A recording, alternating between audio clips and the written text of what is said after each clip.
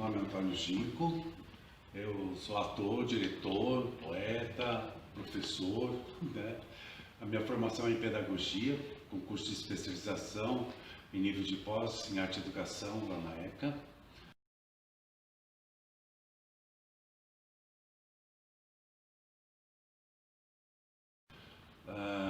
Eu faço teatro praticamente desde sempre, né? Porque eu cheguei em São Paulo em 69, eu sou de Assis, e aqui eu já comecei a fazer teatro e militância, né? Era um período que existiam muitos grupos de resistência, e grupos que iam fazer espetáculos em vários outros espaços, tanto na rua quanto dentro de igrejas, nos sindicatos, né? E eu queria abrir essa conversa um pouco já com uma conversa que eu tive hoje, inclusive, que eu nem sabia que ela existia, isso que eu vou narrar. Na década de 80, quando se desmontou a censura, né, a Polícia Federal estava com mais de 6.000 textos para incinerar, textos proibidos. E o Miruel Silveira, que era um professor lá da ECA, da USP, ele ficou sabendo disso, ele foi falar com o pessoal, e vocês sabem como é que é esse pessoal, é assim, ou leva hoje, ou... Então ele saiu aquele dia atrás de caminhão, tudo, ele conseguiu um caminhão, levou todos esses textos lá para a ECA, e hoje lá existe o acervo Miruel Silveira, que são provenientes dessa coisa que eu fiquei sabendo hoje, vai vendo que tem tudo a ver, né? E muitos desses textos estão sendo lidos agora, né? Tem Dias Gomes, a Renata Pallottini, vários, né? Inclusive um dos últimos que é o Berço do Herói, que acabou resultando no Rock Santeiro, né, a novela. Isso eu fiquei sabendo hoje também, então achei bem legal já para engatar aqui na conversa. Olha, eu comecei a fazer teatro em 70, na verdade, né? Em 69 eu estava tateando São Paulo, né? Porque eu estava chegando, eu estava com 14 anos nessa época, e a gente, no colégio já, era colégio, né? 69, não, era ginásio ainda, eu cheguei fazendo ginásio aqui ainda, segundo ano do ginásio. E sentia muita dificuldade, diferença, porque eu era do interior, os colégios do estado, nessa época, as escolas do estado, eram as escolas, na verdade quem ia fazer os cursos particulares é porque não tinha um bom nível de estudo, mudou tudo, né? Então a partir daí você já percebe os resquícios da ditadura que nos deixou, né? Então a gente, por exemplo, com 14, 15 anos eu já militava na política também, né? Era mais ou menos o que a gente chama hoje de mula, né? Naquela época era uma espécie, porque a gente tinha que passar as informações, né, para os grupos, e as pessoas usavam inclusive outros nomes, né, para não ser pego pela ditadura. Bom, em 70 eu frequentei muito o Rio, eu fui muito tempo no Rio, frequentava uma casa. Na época ele estava se montando o Calabar, por exemplo, né, do Chico e do Paulo Pontes, acho. E eu peguei todo esse processo de censura, por exemplo, do Calabar, que não foi para o ar, né? E eu morava na Zona Norte aqui, né? Na Vila Medeiros, e ali era muito forte a questão cultural, porque você tinha muitos dos festivais, né? Principalmente os festivais estudantis de música, e o teatro, ele era uma casa que recebia muitos grupos e tinham muitos espetáculos que eram fechados, que não eram divulgados, né? Tinha a questão do cinema, aqui na Praça Roosevelt, que agora são 2 teatros, inclusive, que é o Teatro do Ator e o Eleni Guariba, que eram salas de cinema, que era a sala Oscarito, se eu não me engano, e a outra sala eu não lembro o nome, mas eu sei que ali passavam filmes, só filmes de arte e filmes aludindo mesmo à classe proletária e da consciência intelectual da época. Eram muitos estudantes que frequentavam, né? Espetáculos dentro da USP também, às vezes feitos cercados, né? Então era bastante complicado. Na Zona Norte, nós tínhamos a Casa de Cultura da Vila Maria. Ali nós recebemos muitos trabalhos também fechados, né? Que eram... A gente estava sempre em vigilância, né? Tanto vigilância deles, né, da ditadura para com a gente, e obviamente a nossa vigilância também para não dançar a qualquer momento.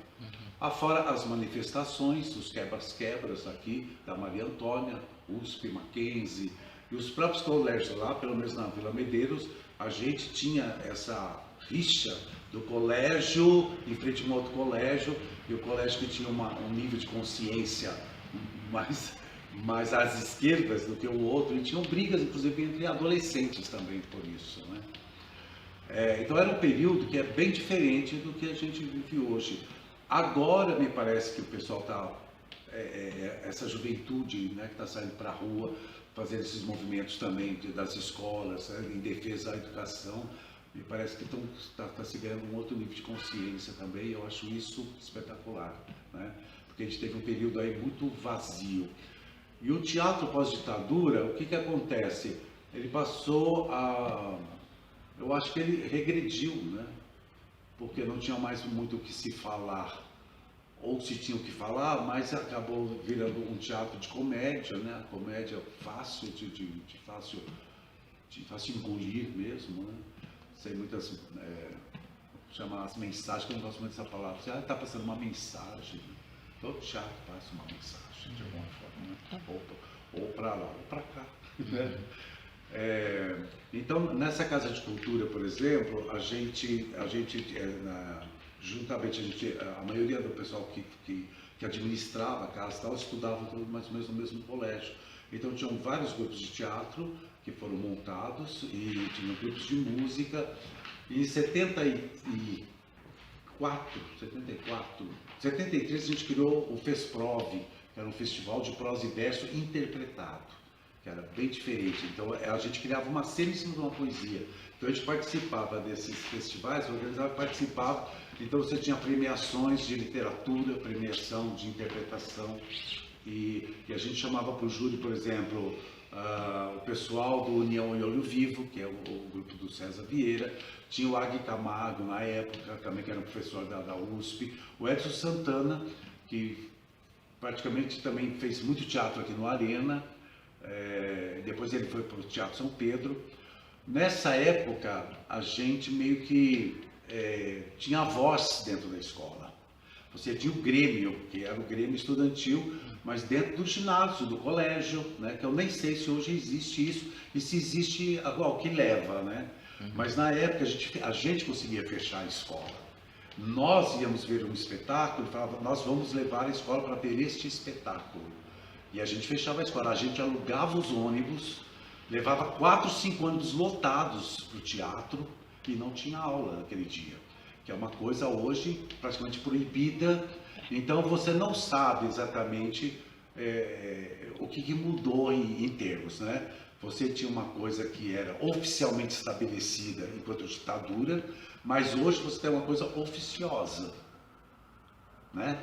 Porque você percebe que é muito difícil você ver professores hoje batalhando, levando alunos para teatro, ou inclusive deixando o teatro entrar na escola para fazer ali, né?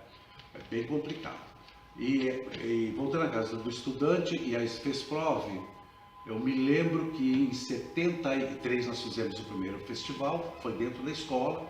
Em 74 ele já foi proibido dentro da escola. Aí o que nós fizemos? Nós pegamos o salão de festa da igreja, na Nossa Senhora do Loreto, lá na Vila Medeiros, e fizemos o festival lá dentro desse salão. E todas as poesias, a maioria delas, eram sempre falando daquele momento, né? Eu lembro de uma poesia que eu falava metaforicamente do drops, né? Do sabor de limão, drops verde e amarelo, né? Brincava com essas coisas assim.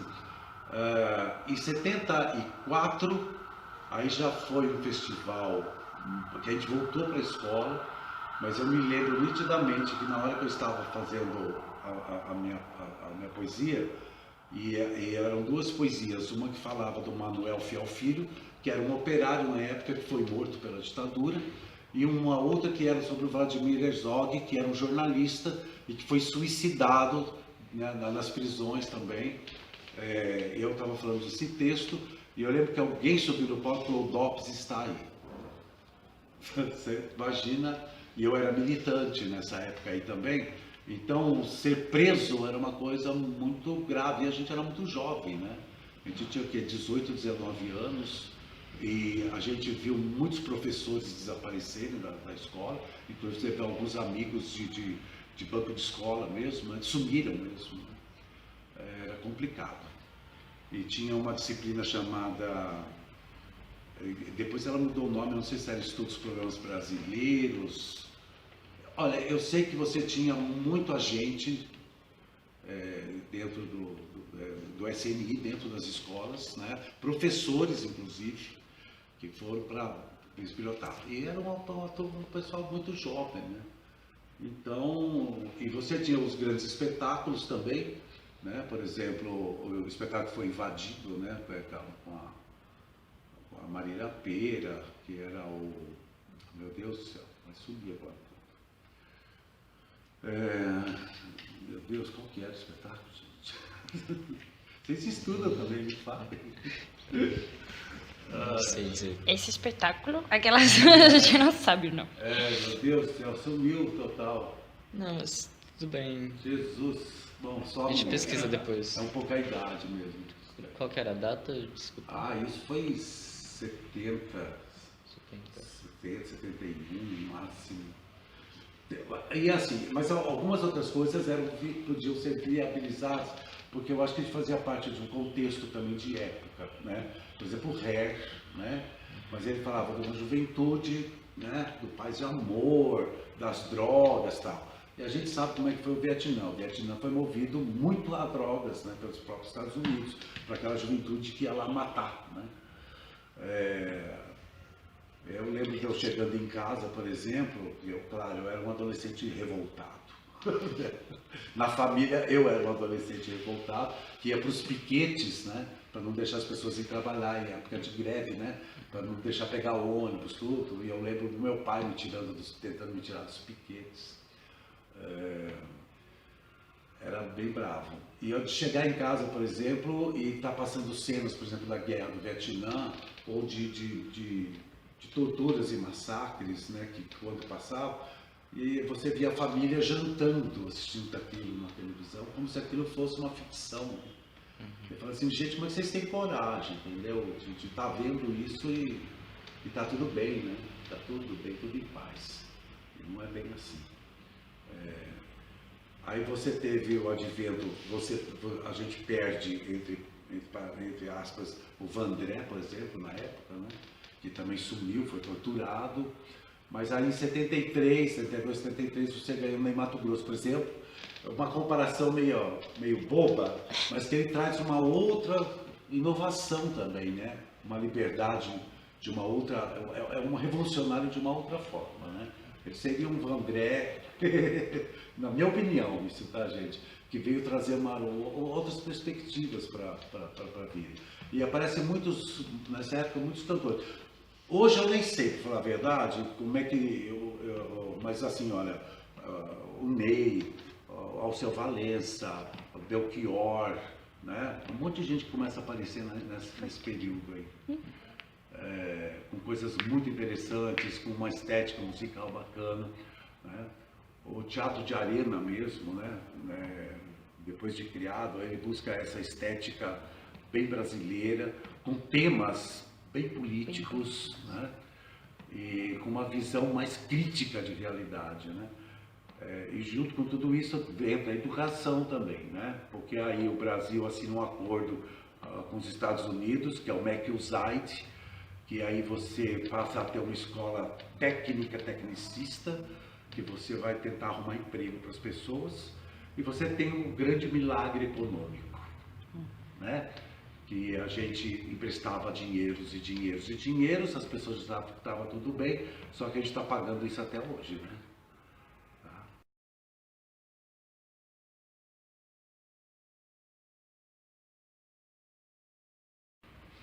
Olha, eu acho o seguinte,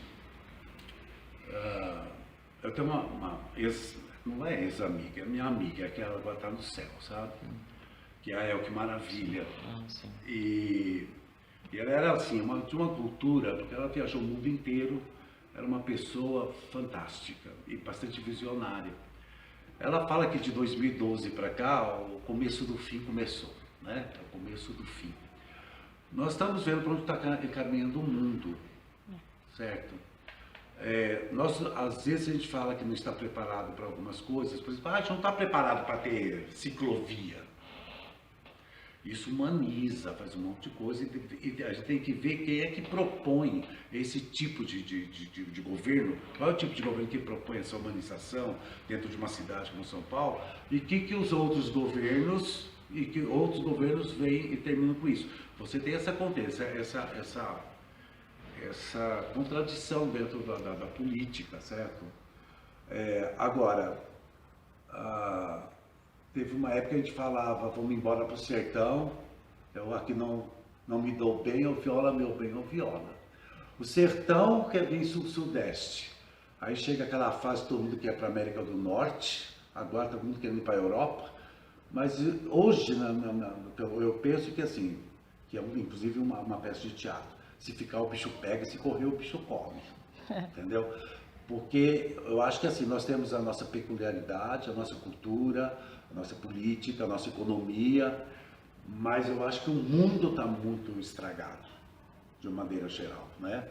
Aqui dentro desses anos, esses 2 anos para cá, a gente percebe essa reviravolta toda, né? O que os políticos agora estão fazendo, porque eu acho que a gente estava dando passos lentos, mas estávamos conseguindo algumas coisas, né? E me parece que agora a gente está num retrocesso, né? E eu fico muito preocupado, principalmente quando a gente fala da consciência do povo, né? Consciência popular. Porque você ouve coisas, eu acho que tem muitas ONGs, organizações, gente de arte que está na alta periferia, desenvolvendo seus trabalhos, se organizando, né? se conscientizando das coisas.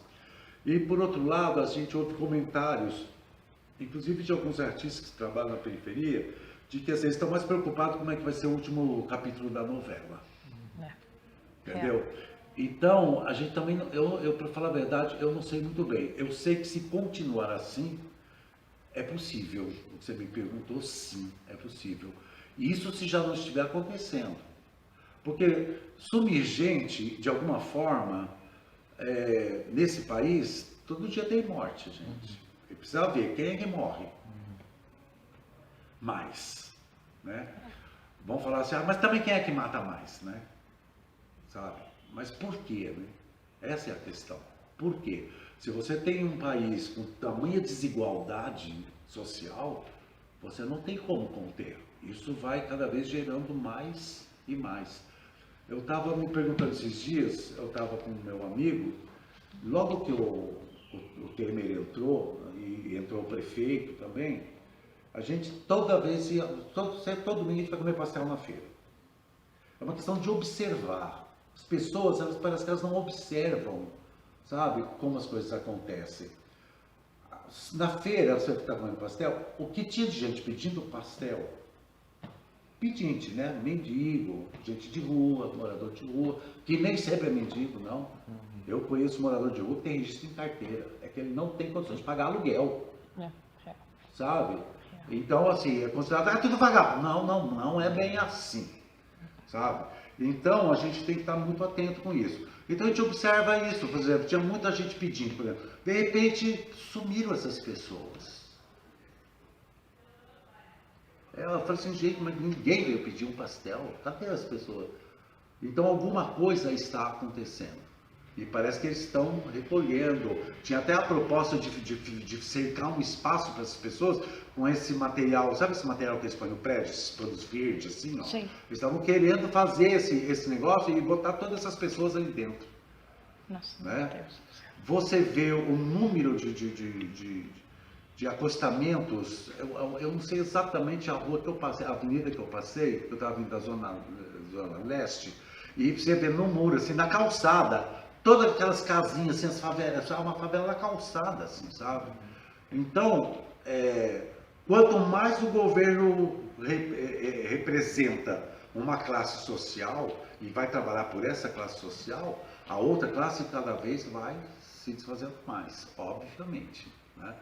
Porque se você está preocupado que o rico enriqueça mais, automaticamente o pobre vai empobrecer mais. Se você não tiver essa visão. Às vezes eu tento me explicar assim, justificar, sabe? Porque eu sou de esquerda, não adianta. Eu sou artista, tenho sensibilidade e vejo injustiça social. E abomino a minha impotência. O pior sentimento que pode ter, eu acho, numa pessoa é você se sentir impotente diante de alguma situação, sabe? Ou de a polícia bater em alguém, ou sei lá. A impotência eu acho que é muito complicado. Mas a gente tem o trabalho que eu estou fazendo aqui no Arena, né? Que é o último final de semana. Você vê a cultura agora, o que está acontecendo? O pessoal está depredando total. Nossa, estão Total. querendo tirar a 43%, gente, cortado da verba de uma coisa que já estava aprovada, sabe? E pior do que cortar a verba é desmantelar os segmentos de coisas que já estavam sendo feitas, na periferia principalmente, dando uma oportunidade, tirando pessoas da rua. Eles mesmo falam isso. É engraçado, né? Eles fazem e não dão a menor condição. Então tá, né? Então a gente vai acabar o PIA, né? Vão acabar desmontando os trabalhos de formação nas fábricas de cultura, nos céus, né? E não é só teatro, não, é música, é circo, que seja sabe? arte. É tudo, que seja arte. Ou seja, eles têm muito medo de gente que pensa. E pensa exatamente o contrário deles, obviamente. Né? E a arte faz isso, a arte é crítica, não tem como. Ela bota você num lugar, num patamar de consciência que não é qualquer coisa que faz isso. Assim como você tem o outro lado. Por exemplo, o lado das religiões. Né? Entendeu? Você vê a quantidade de igrejas, né, que estão aí proliferando e cada vez mais, né, esperando, né? Só que, né? Que cai do céu. Sabe? É terrível. Ninguém come com o braço cruzado dentro de casa. Ou você vai à luta ou vai à luta. E você vai à luta por vários motivos, né? A liberdade é uma expressão só, mas se a gente não luta por ela, né?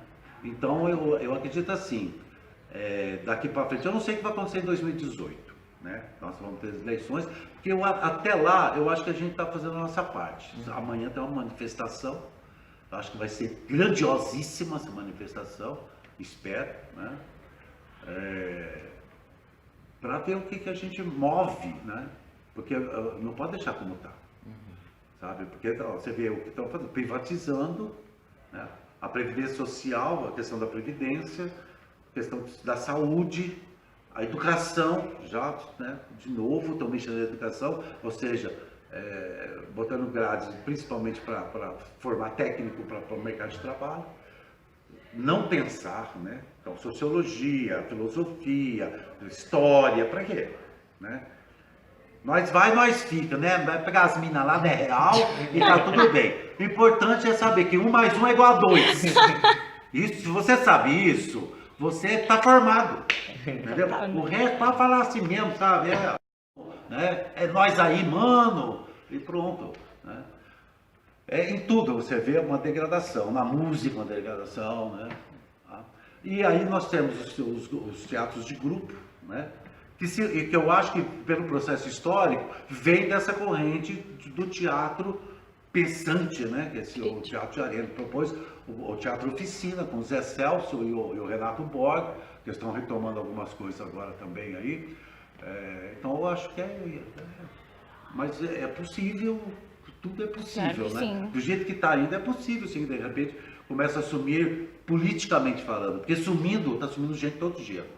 Todo dia morre gente baleada, morre gente apaulada, é a polícia entrando, invadindo, isso mal. Agora, politicamente, com consciência política, e se isso será nos permitido saber, porque na época, inclusive, muitas coisas aconteciam, e o que nós recebemos através do jornal era a receita de bolo. Ah, total. Entendeu? Né? E agora eu acho que está ainda um pouco pior, porque a nossa imprensa está praticamente vendida. A televisão, idem. Então não sei o que vai sobrar. Se o povo não vier para cima, meu bem, vai comer pipoca o resto da vida. É. Se tiver dinheiro para comprar pipoca.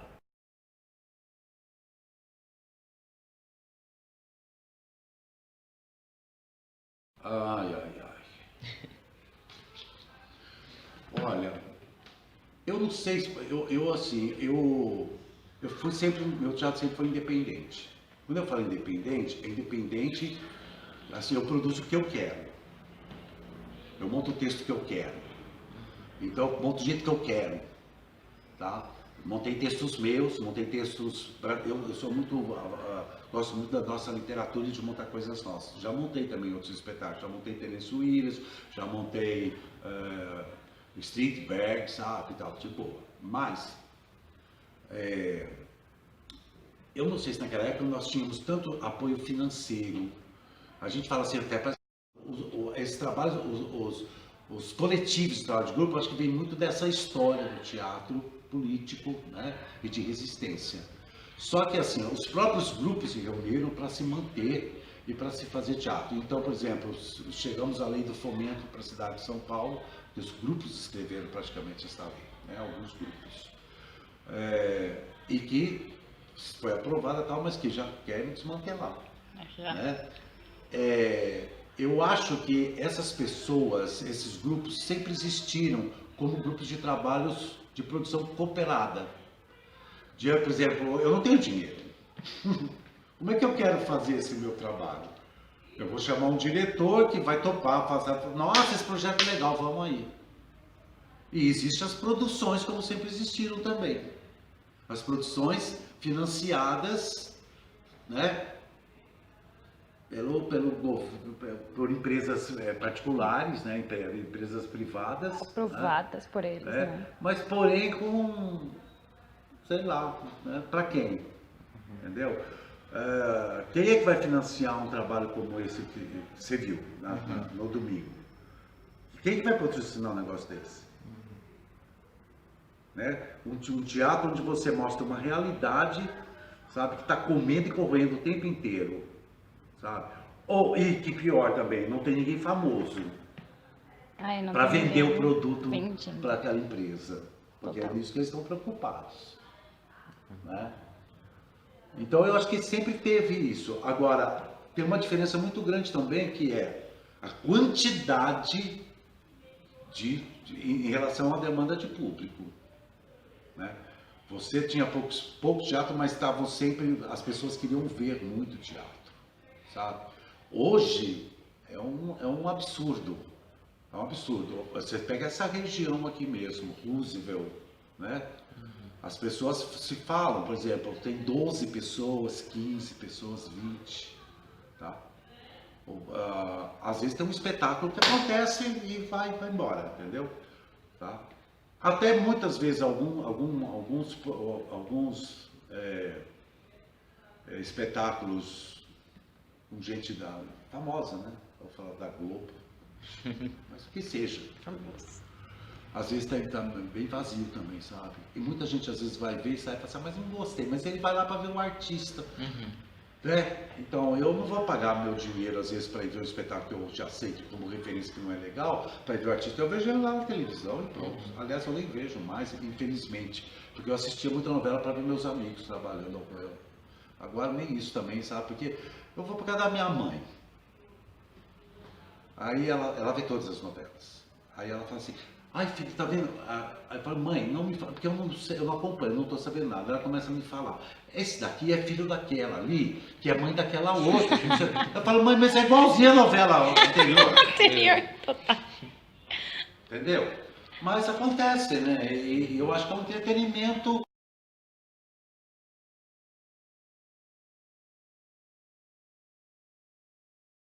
Olha, a gente, assim,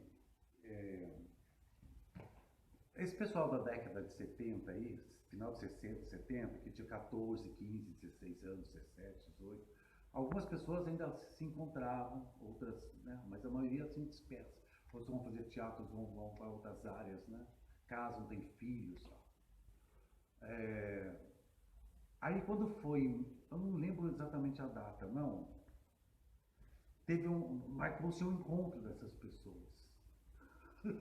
Foi muito hilário, porque as pessoas mudaram, principalmente as mulheres, mudam muito. Então tinha gente que precisava usar plaquinha para identificar quem era. É muito engraçado. E a gente lembrando, vendo fotos, sabe? Depois de 30 anos, assim, sabe? Foi muito, muito bacana.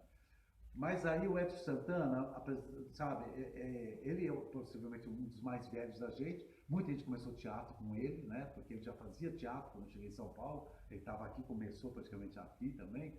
Então, mas ele falou uma coisa, ele falou assim, olha, pode ser que o nosso sonho, o sonho de transformar o mundo, né? Mesmo o sonho hippie, de paz e amor, pode ser que tudo isso, o sonho acabou. Mas nós, enquanto pessoas, a gente cresceu muito e melhorou muito, né? Então, isso acho que já reflete na obra. Tá? E o nível de consciência muda, obviamente, principalmente para quem estava atuando lá. Eu não sei se essa pergunta fosse feita a uma pessoa às avessas do que eu penso, na época. Hoje eu peguei um taxista que ele perguntou para mim se eu não achava melhor que seria legal voltar à polícia militar para tomar conta. Ele falou, você não acha que era melhor? Porque, por exemplo, às vezes eu estou com uma senhora no meu táxi e aí para um carro do meu lado com aquela música, tá, pega na buceta dela, não sei o que, no cu dela. Eu fico constrangido. Eu acho que se tivesse a polícia militar, isso não estaria acontecendo. O senhor se engana. Porque esse tipo de coisa não vai ser censurado. Não é isso que vai ser censurado. Assim como o Hair não foi censurado. Ou pelo menos que eu saiba da história do Hair, aqui não teve tanto problema com censura. Isso não vai ser censurado. Que é a mesma coisa de você drogar a pessoa para matar gente no Vietnã. Isso não faz pensar. Entendeu? Se você tem de uma outra posição, um outro Chico Buarque falando dessa merda toda que a gente vive, mais consciente das coisas, e né, eu acho que aí começa a mexer. Né? Entendeu? Tá faltando. Só que as pessoas, a mídia e a ditadura trabalhou tanto com essas pessoas, que muita gente não ouve mais esse tipo de música. Ela quer ouvir isso. Ela está sendo preparada para ouvir isso. Sabe? É a menina que tem 9 anos e que quer rebolar e se maquiar, sabe? A gente chama isso de evolução da sociedade humana. Até que ponto, né? Agora você tem que pegar essas coisas e botar no seu trabalho, tá? Porque isso é reflexo também, né? É reflexo da ditadura. Não deixa de ser. Então, assim, tecnologicamente, por exemplo, quando eu trabalhava não tinha metrô. Pegar um ônibus era para você chegar em casa, comer e ir para a escola, era tudo muito corrido, tudo muito doido, sabe? Né? E hoje você tem mais acesso, mais coisas tecnologicamente, mas a corrida é pior, vamos falar assim, porque aumentou muito o número também de pessoas, tudo, né? Mas a tecnologia está aí, sabe? Só que é o ter em detrimento ao ser, né? Quanto mais eu tenho para mostrar que eu sou, né? O ser não, sabe?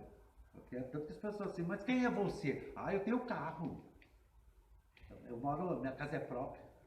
Aí eu tenho micro-ondas. Tenho 2 TV em casa, uma de 60 e outra de 70.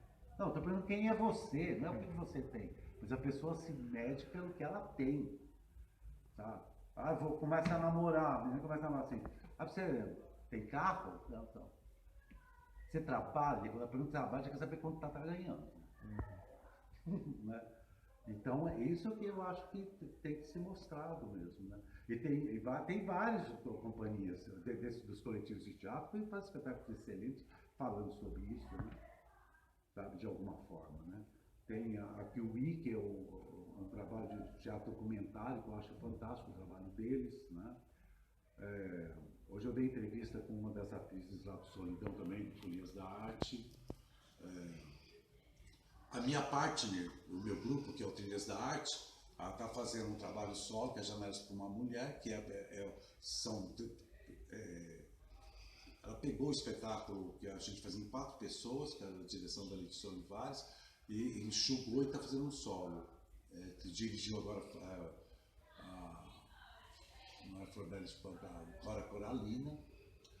Bem, sabe, eu acho que assim, tem coisas aí. Só que aqui, se você está dentro de casa assistindo a Globo, o teatro para essas pessoas é aquele que a Globo fala que é. Entendeu? Elas não têm noção da quantidade de pessoas preocupadas com a nossa realidade e fazendo trabalhos artísticos realmente significativos. Entendeu? Então, falar que não é legal é assistir Os Miseráveis ou O Rei Leão, acho que é legal ir também, sabe? Né? Assim, como eu fui ver ontem as moças lá, mas já é uma outra questão.